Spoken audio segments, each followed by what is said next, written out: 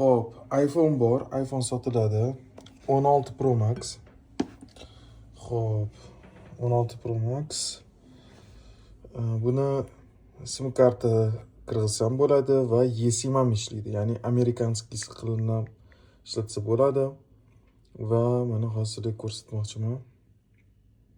Hech qanaqa shipkiri yo'q. Bitta dona problemasi, mana kichkina nuqtachasi bor. Uni ham kuydirganman, katta bo'lib ketmasligi uchun. Mana o'zini ham ochib beraman sizlarga. O'zim tutganman va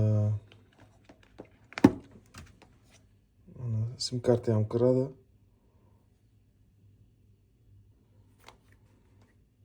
Mana shuni $950 deyapman, lekin mana shu nuqta qo'yilgani uchun men skidka qilib beraman.